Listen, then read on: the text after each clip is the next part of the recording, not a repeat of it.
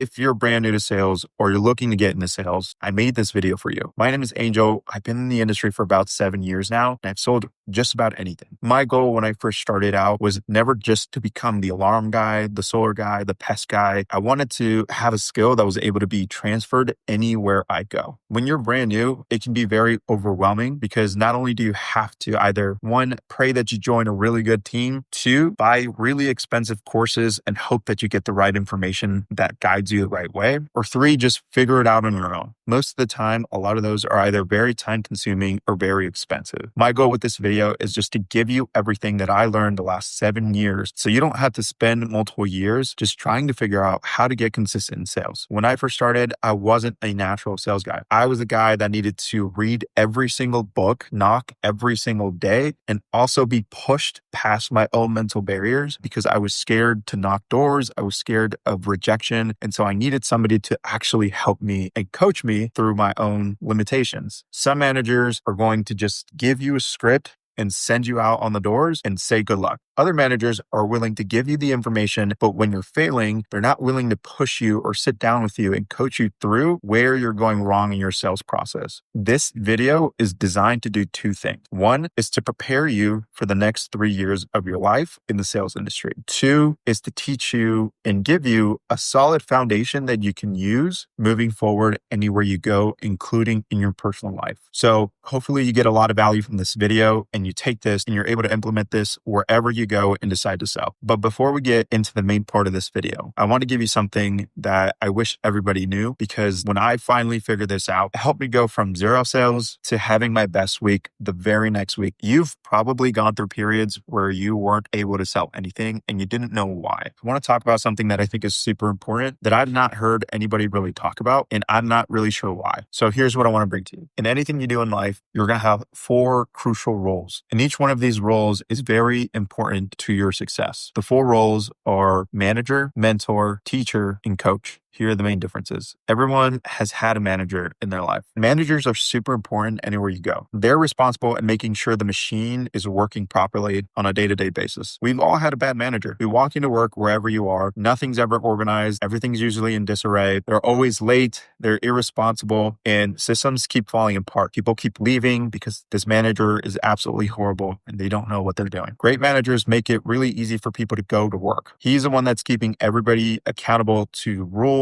and the systems that were put in place. So that's what a manager is. Very important role. Number 2 is a coach. A coach is somebody that's able to push you past your own perceived limitations. Everyone has a ceiling. When your brain and your body are screaming at you to stop, a coach is there to push you past that limit. They're going to be screaming in your ear if you're in sports, or they're going to sit you down and say, no, you're not going to quit because you have so much left in you. They're going to inspire you and motivate you to become better. They're the guys that are able to drill the actual skills that you're learning. One thing I want to point out is that a good coach isn't necessarily the best player in the world. We all know Kobe Bryant didn't have Michael Jordan as a coach. He had Tim Grover. Tim Grover wasn't an all-star player. He wasn't even in the NBA, but he made Kobe Bryant better and he pushed him past his limits. If you read any of Tim Grover's books, he mentions his role and why he was such a crucial role in Kobe Bryant's professional life. When I first started in sales, I was dropped off in my neighborhood and I would always be the one to come back to the office with nothing, and nobody understood why. So I just kept going, eating shit, sitting at the parks, crying, not knowing what the hell I was doing, eventually almost quitting, until one day the regionals decided, all right, maybe we should try something else. Let's switch him to a different manager. And this is where my life changed. So when I switched, he saw exactly what I needed. After a while, he analyzed me, he sat me down, we role played, and he had trouble figuring it out too. Until one day he took me and he said, all right, what's the real problem? How many doors are you knocking? And then we looked at the information and it wasn't very many doors. Why? Because I was too scared of rejection. I would get dropped off and I would walk in circles over and over and over and over, and maybe I would knock one door. I would muster up the courage to then go knock the next door, and I would walk again over and over and over for hours. The company that I was working for would drop you off in the summer from like 10 a.m., maybe pick you up during lunch, drop you off, and then not pick you up till like 11 p.m. I was only shooting myself in the foot because I couldn't get past my own mental barrier. I was getting in my own way. And it wasn't until my manager took me and he coached me through my bad mindset and my bad habits. He literally took me in his car at the end of the day, drove me to a neighborhood, and he told me to get out and knock a door. So I went out and I knocked the door. It was already getting dark, so I was obviously very scared. But then I knocked the door, nobody answered. I would come back in. He would drive up a little bit and he would say, go knock the door again. So he would force me to get out. And he did that over and over and over. He figured out that it was my mindset. I was just too scared. And finally, after he did that for about an hour of telling me to go knock another door, get back in the car, go knock on the door, get back in the car. After all of that, the very next week, I had broken through that mental barrier, all thanks to this manager, coach, mentor, all of the above. So he changed my life. He changed my perspective. And that's when I realized so many of you don't have the person that is able to sit you down and analyze where you're being stuck and truly diagnose and then prescribe to you the solution that you need specifically for your situation. So if you don't have somebody that's able to sit you down, help you diagnose your problem, and then put whatever hat that they need to put on, then you need to know these 4 roles so that you can do it for yourself. And then you can go out and find that person that you need. It's not always your fault, because if you don't know that you're getting into your own way, especially in an industry that you just started, something that's really, really difficult to do, and you don't have someone that pushes you and only gives you the information, that's a problem. You're not going to know how to push yourself past your own mindset. I had a lot of things that were getting in my way. The biggest thing being myself. And so someone finally helped me break through that. The next role is the teacher. A bad teacher usually hands you a textbook and then they tell you when the quiz is. A good teacher is able to teach more enthusiastically, but they're usually still following a script and they're not teaching you the way that you need to be taught. A great teacher is able to break down complex topics and make them feel elementary. Their goal isn't to help you memorize this information. Their goal is to help you truly understand the information. There is a huge difference. The reason why the teacher is super important, because if someone who is playing the role of coach is trying to teach you, not only is it possible that they're not giving you the right information, but they're not able to break it down the way a great teacher is able to break it down for you in your learning style. It's absolutely crazy to me that these managers refuse to sit down with their reps that most of the time they're making money off of and help teach them the way they need to be taught. We've all had those aha moments at least once in our life. Someone that was able to teach us something to full comprehension. Those are the teachers that we need to seek. Those are the teachers that are going to change your life. And lastly, everyone needs a mentor. A mentor is someone that's been where you want to go. Someone that's already made it to the finish line. Someone that has the map and is able to hand it to you and tell you exactly where all the mines are. They teach through experience. They give you wisdom. And a mentor isn't always going to be your manager, because most of the time, especially once you get to the really, really high up mentors and ones who are really filthy rich, they barely have any time to talk to you. Most mentors are really only doing it because it is fulfilling for them, but they can't do it for everyone. Some people get lucky and they have really great mentors. Some people have to pay for mentors, and that's okay too. But at the end of the day, a mentor usually isn't going to manage you. They're usually not going to coach you. You can have someone who is more than one of these roles. It is very rare that somebody is all 4 roles. Now, just because you don't have the best leader in the world doesn't give you an excuse to not go and find what you need, especially now that you know the 4 roles that are most important to your success: manager, mentor, coach, and teacher. When you're getting your information, you need to decide, is this guy coming from a coach perspective, or is this manager not a good teacher or not a good mentor or not a good coach? You have to decide that for yourself if you don't have a great leader already in front of you. I hope you're able to take that lesson and truly utilize it to the best of your ability, because it's the one thing that's going to help you break through all your sales ruts. Sometimes it's not that you need to work harder. Sometimes it's not that you don't have the right information. And sometimes you just need a coach, someone who is able to push you past your own limits. And I don't think enough people understand this. So with that being said, we're going to move on to the main part of this video. Here's a disclaimer. This isn't the last thing you're going to learn in sales. There are so many things that you're going to be able to add on top of this. There are so many people in the sales industry that are going to be able to teach you valuable skills and knowledge that you're going to be able to then stack on this foundation. If your goal is to become the number 1 sales guy in your team, or to become the most persuasive person that you know, then you're going to continue to build on top of this foundation. That is the disclaimer I want to give you. Never stop learning and always strive to become better. So what is the framework that I want to give you called? It's very simple. It's just called the sales cycle. This is something that I learned that I want to pass down to you, and hopefully I can break it down in a way that makes sense so that you can understand it. The sales cycle is comprised of 5 different stages: prospecting, qualifying, presenting, objections, and closing. Those are the 5 stages in the sales cycle. Here's a definition of the sales cycle. The sales cycle is the process that every customer must undergo before they transact. So what does the sales cycle do? It helps you understand that sales isn't just a script in a numbers game. There's a process that will help you become the most efficient salesperson ever. Once you master the sales cycle, like I said in the beginning of the video, you're going to be able to take this everywhere you go. You're going to be able to use this to become more persuasive. The first part of the sales cycle is prospecting. What is prospecting? Prospecting is finding the most likely buyer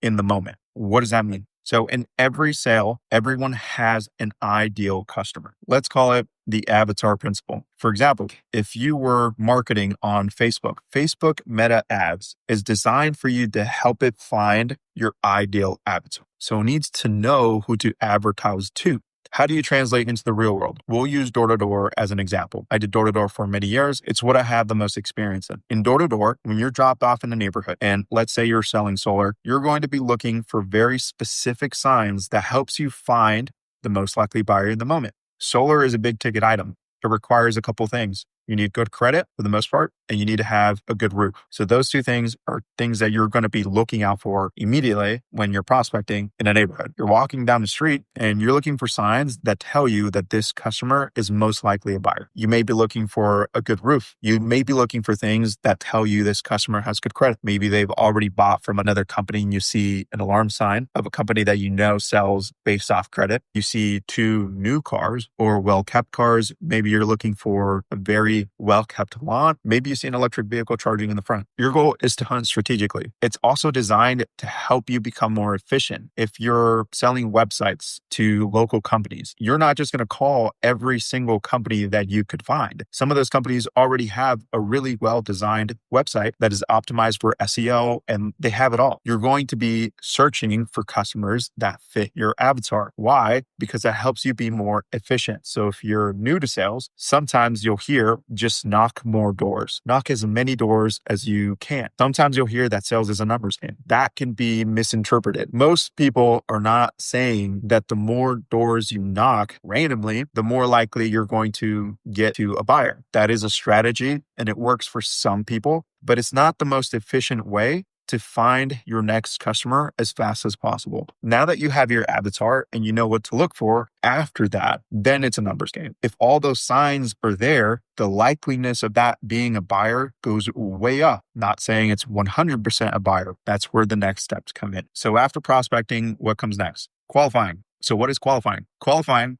is the art of revealing direction. What does that mean? A lot of sales gurus on the internet, you'll hear say this one thing. The best salespeople ask a lot of questions, but they never go deeper into what that means. What type of questions are we asking? Is it just any question? No. It is very specific questions that help you reveal where you need to take the rest of the sale. Why is this important? If you don't ask the right questions, you could be selling to the wrong person, someone who doesn't need your product. And if there's one thing in sales that you need to learn right now, is that not everyone is your customer. You can go through the prospecting, the qualifying, the presenting, and you can get to the end of the sale. Turns out they're just a renter, and your product specifically requires a homeowner, but you didn't ask the right questions. The 4 core qualifiers. So what are the 4 core qualifiers? Number 1 is need. Do they need your product? You have to be honest with yourself. Don't fall into the trap of thinking that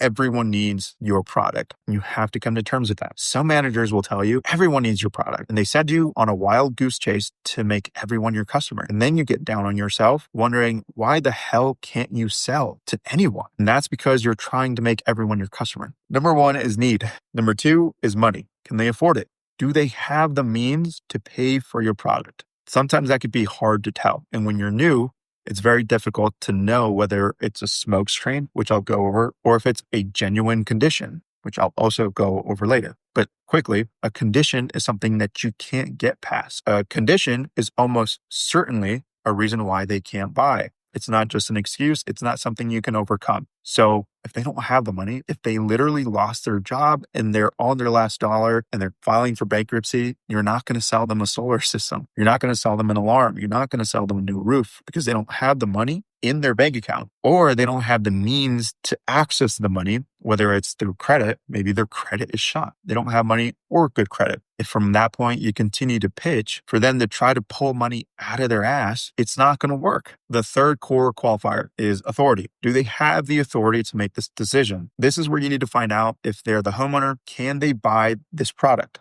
Do they have the authority to make the final decision? If they don't, then you're wasting your time. And then the last core qualifier is timing. Sometimes timing is really bad. If you're talking to a prospect and they're about to move, they can't buy your product, and don't sell them the product because that is unethical, especially if it's something that's going to lock them into a contract that they can't move to the next house. If you're knocking or you own your own company and you're selling to people that don't need it or they don't qualify, or the timing is very bad and you hard close them into this decision, then you're going to have a bad reputation. No one's going to want to do business with you. People are going to post you on the next door neighbor app. People are going to write the bad review, and you're not going to be in the industry very long, at least not with a really good reputation. And that's going to make it very difficult for you to continue to sell. So those are the 4 core qualifiers: need, money, timing, and authority. The next thing I want to talk about when it comes to qualifying is you want to think about it as a compass, right? The compass method. Qualifying gives you direction. It tells you where you need to take the presentation. As we go through this sales cycle, you'll learn that sales isn't just a script that you need to memorize and say over and over and over again in hopes that you just find somebody that just happens to be looking for what you're selling. When you ask qualifying questions, you're trying to gather information. You're helping the customer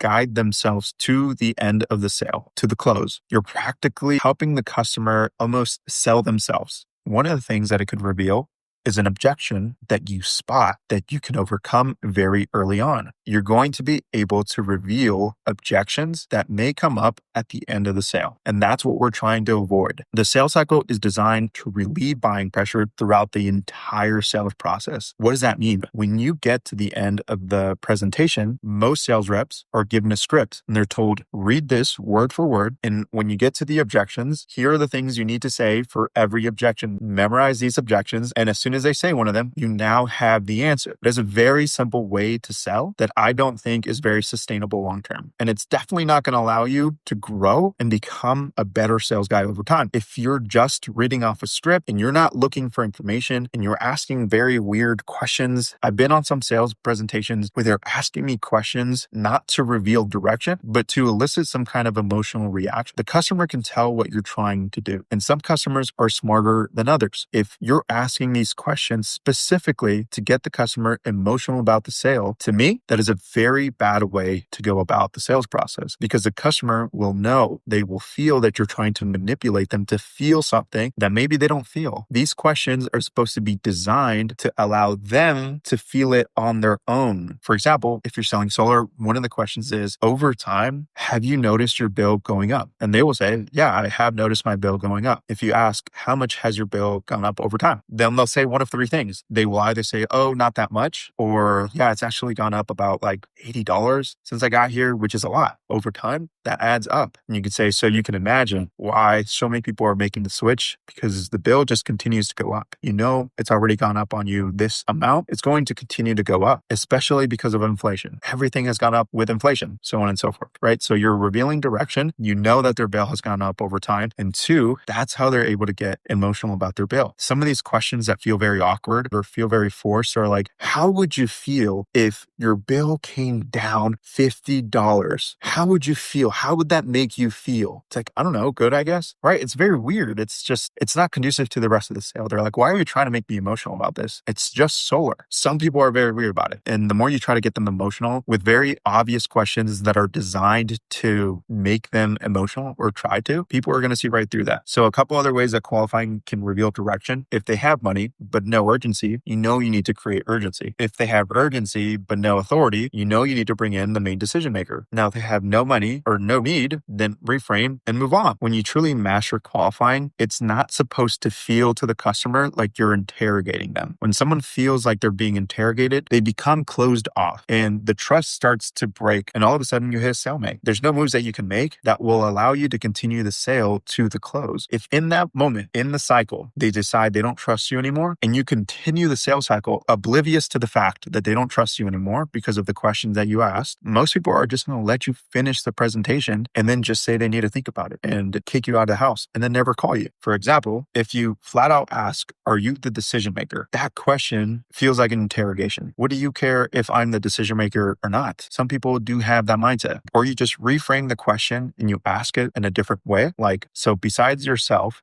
who else usually weighs in on decisions like this? The question feels much different and you need this information. So you're going to ask it in a way where it also slowly breaks down their wall. Like, oh, I can trust this guy because he's not trying to interrogate me. He just needs this information because he genuinely is trying to help me. And if you ask these questions with the right tonality and body language, which I'll explain how to get better in a separate video, but with the right tonality and the right body language, that also shows the customer that they can trust you, which brings me into the next step, which is the presentation. What is presenting? Most people will have you think that it's simply just showing them what your product is, right? Presenting is the art of building value. What does that mean? If you qualified correctly, you should have all the information you could possibly need to tailor this presentation for this specific customer. The best presentations don't sound like scripts. A lot of customers get a lot of anxiety because they know that somebody's going to come over, sit down, go slide by slide, and just read the presentation word for word, not ask any questions, and then ask for the close. People don't like that. Remember,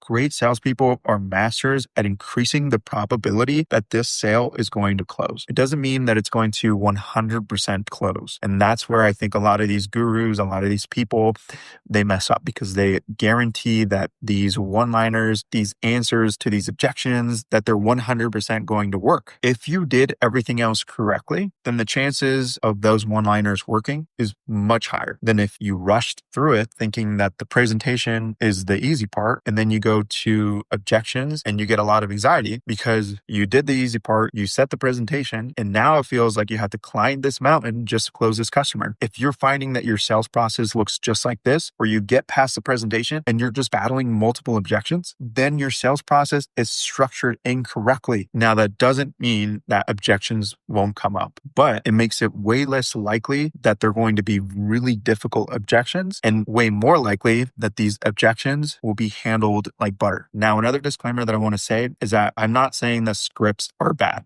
Scripts are like training wheels. You need to memorize something early on so that you can get the reps in as much as possible. So when you're new, a script is okay, but they're just training wheels. And you need to remember that those need to come off as fast as possible. So with the information that you gathered with objections, and now during the presentation, you can start to preload objections that you already saw coming. One, because you have the experience over time, you know what type of objections are going to come up in this type of sale because you've heard them all. So now you know what to look for when you're asking these questions. That's how you develop these questions, right? It takes a little bit of time. If you're learning from someone that's been in the industry for a while, they're going to tell you what the objections that usually come up for your specific product. There's only so many objections, and you have to learn how to tailor these questions to figure out which ones are the most likely that are going to come out from this customer. Another thing I've seen a lot is that the presentation that they give you as a script that you're supposed to memorize has every single one of these objections. Why is that a problem? Well, sometimes if you're going over every single objection and then expect there to not be any objection, the customer is going to feel like they're just being lectured, not like you truly care about their concerns. Because if you're listing off all the objections, you're already preloading every single one of them. A lot of those may not even be a concern for this customer. So you're wasting time. And during those moments where it starts to feel to the customer like you're just presenting, you start to lose them. And it starts to work backwards and it starts to work against you. That's why it needs to be specifically tailored for this customer, because the more that they feel engaged, the more likely they're going to feel like you're answering their concerns because you care. So then they trust you. So then when it comes to closing, the buying pressure is low. So every step has a very specific reason. And that's why every step is very important. Once you start to visualize the sales cycle, you realize that if you get stuck during the objections or the close, it's usually something you didn't do over here during the presentation, the qualifying, or the prospecting. So you have to work backwards from there if you want to save the sale, or you just lose the sale altogether. Which brings me to the next step, objections. The definition of objection is the art of solving resistance. Learning how to overcome objections is important. If you know what to say when they bring up an objection, it will still increase the likeliness of you overcoming it and getting to the next step. But some of the objections are just meant to try to throw you off. Some customers don't want you to know how hard they've been sold because they don't want you to have any leverage still. They want to keep some kind of leverage, or they feel like they just have to say something like, oh, I had to think about it. And then you overcome that objection and they're like, all right, but you only earn that after you did the work in the beginning of the sale. And there are 5 main objections, according to Jordan Belfort: legitimacy, decision maker, no need, money, and not interested.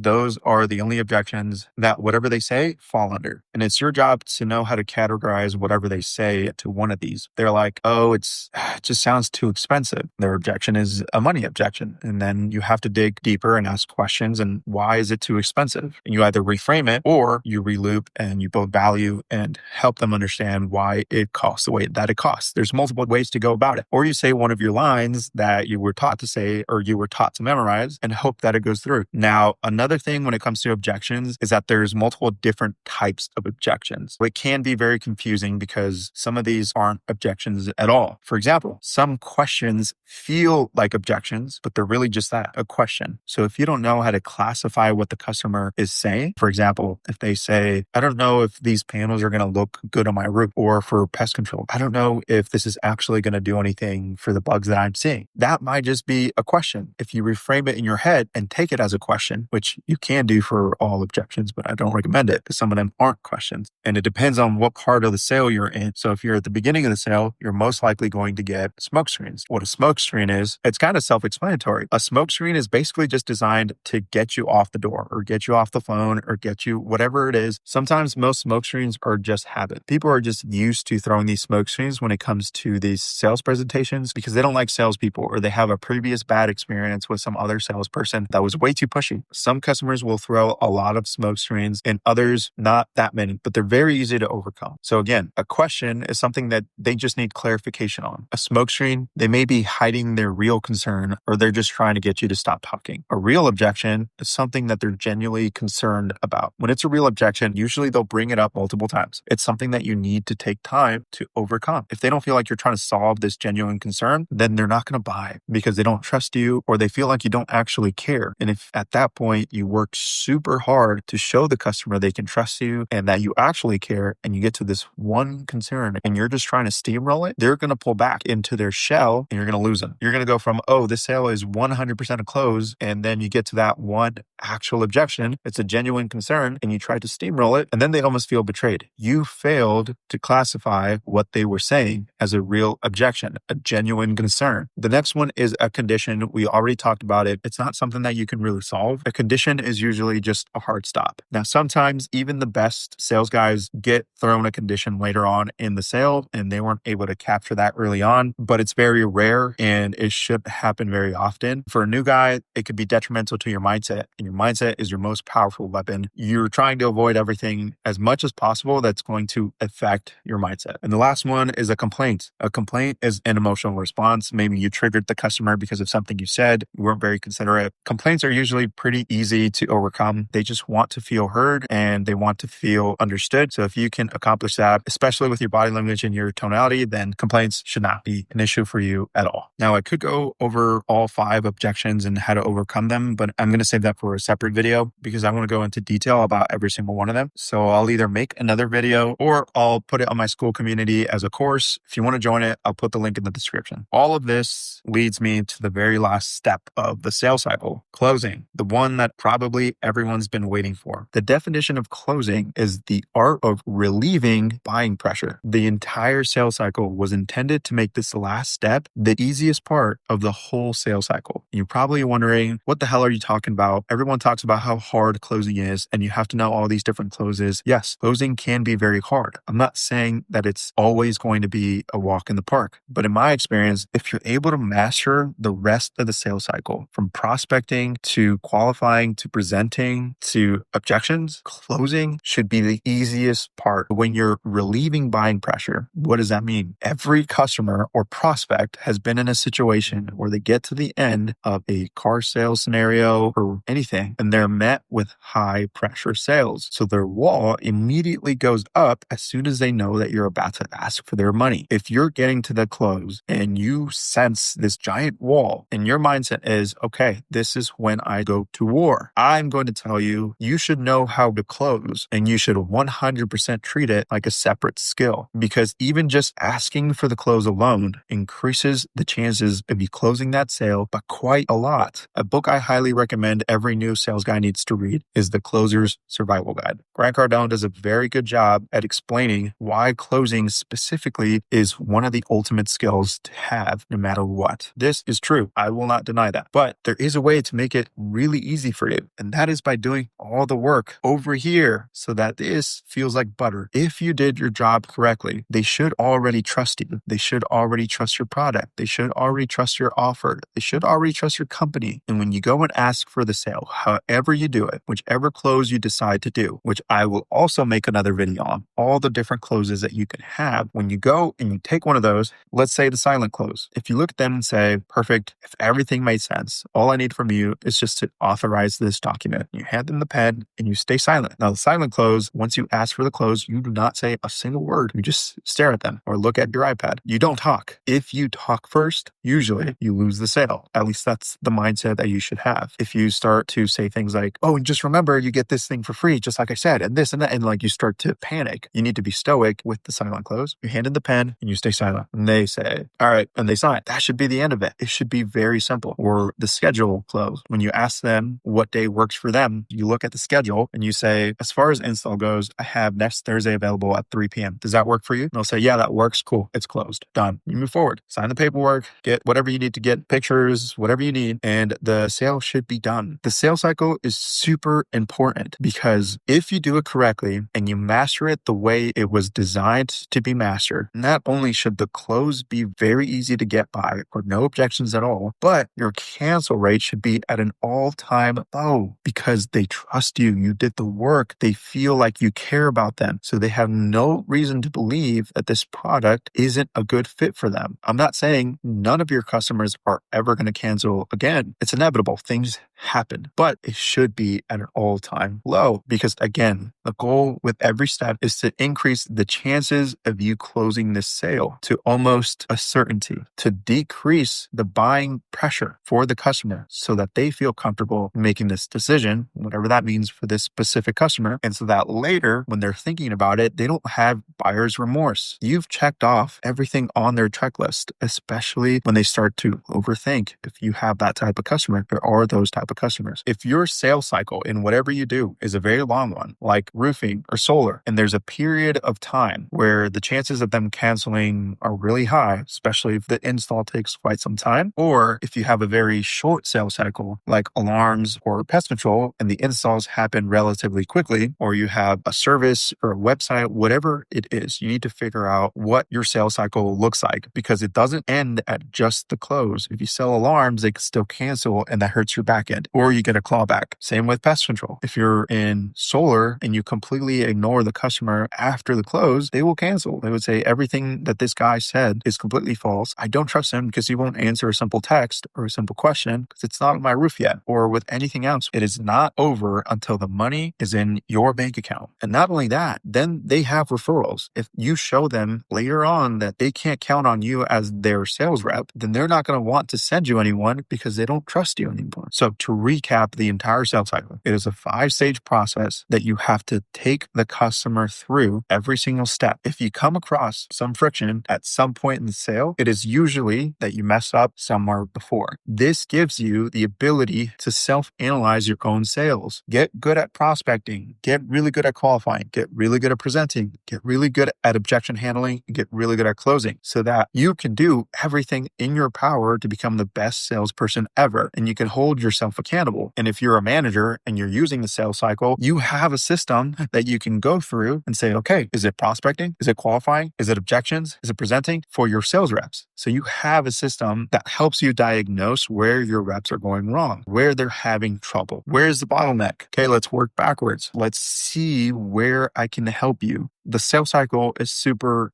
important to me. And I think that it has potential to help anyone in the sales industry. I know that there are 100 of other frameworks like Alex Hormozy's, Grant Cardone. You have the straight line method from Jordan Belfort. Everyone has their own method, but none of them, in my opinion, fully grasp the entire sales process from front to end as much as the sales cycle does. Now, they're all really, really good. They're the OGs. They're the professionals. They're the guys who pioneered the sales industry. But personally, to me, the sales cycle takes the best things about all of their systems and just kind of puts it all into one very clean, very easy to understand, very easy to learn, not master. Mastery is very difficult no matter what you do. It takes all those and puts it into one coherent process. That's the sales cycle. And I hope you take that and you watch this video and you took notes. And if you have any questions, please reach out to me either on Instagram, comment down below, or join my school community. That's where everyone's welcome to post whatever questions they have. And I will be there to answer your questions. I will be putting courses on there to go